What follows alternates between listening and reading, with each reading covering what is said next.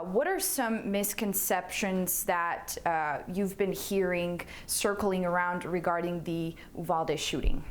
Unfortunately, some of the misconceptions we've been hearing coming out of Uvalde and many of these tragedies that happen across our country are that mental illness is at the front and the cause of this. But we know that individuals living with mental health conditions are more likely to be victims of violence rather than perpetrators.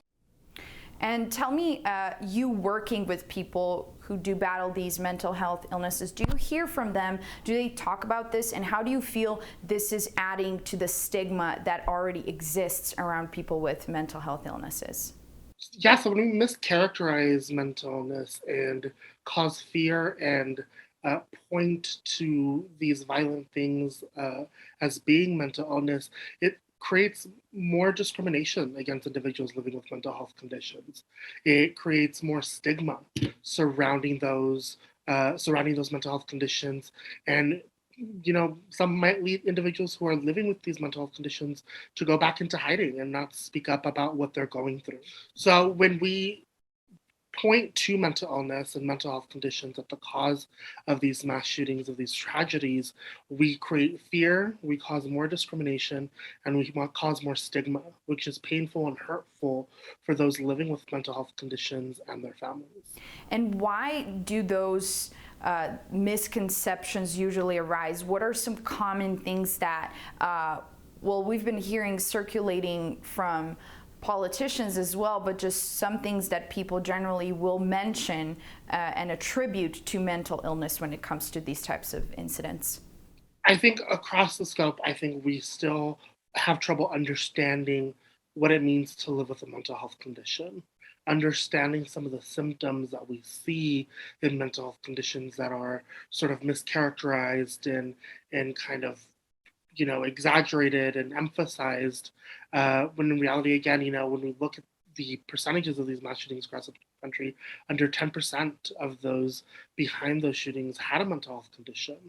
And so it's that misconception, that misunderstanding that really leads individuals to point to mental illness as the root of. So you just said 10% has been shown that these shootings have come from someone who does have a mental illness. So why do you think, despite that low number, that mental health is being pushed in the front, sort of, when it comes to these discussions? It's all I can say is I believe sometimes these mental illnesses are being used as a scapegoat. Sometimes it's easier to point at mental illness rather than looking at the sensible solutions that there could be to gun violence. And how do you think these conversations around mental illness should go when we're talking about these mass shootings?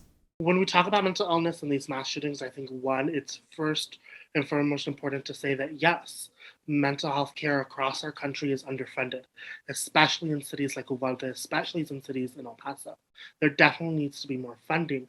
However, when we talk about them in connection with these mass shootings, we can't point to mental illness as being the root and the cause of this.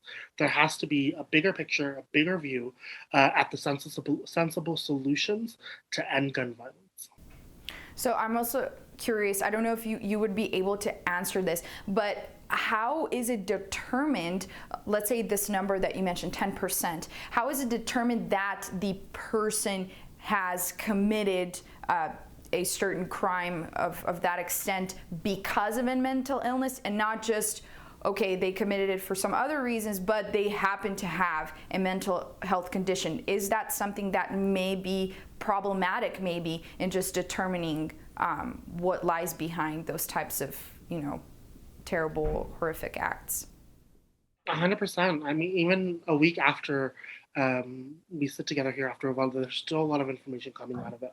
And so, even with that 10% number of those being involved with mental illness, we don't know, we weren't there. We don't know all the facts. And it really takes a multitude of mental health professionals to come to that determination. I myself am not able to come to to that determination, which again is important that when we look at these tragedies, when you look at these shootings, we have to look at the big picture and not right away point to mental illness. And tell me, is there anything else that you would like to just, any type of message that you would like to send to the public regarding how they should be perceiving these incidents?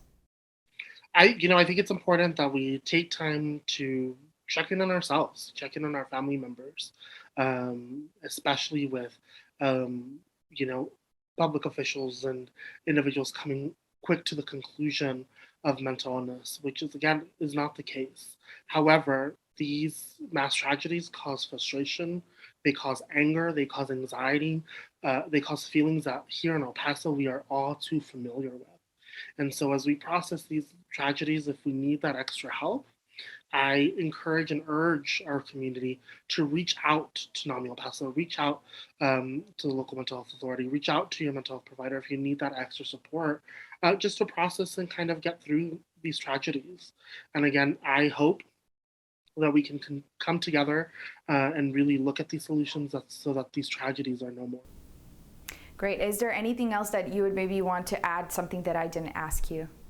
I would just kind of at the local crisis number. So NAMI El Paso can be reached at 915-778-5726. The local mental health crisis number with Emergency Help Network is 915-779-1800. You can also reach the crisis text line by texting NAMI at 741-741.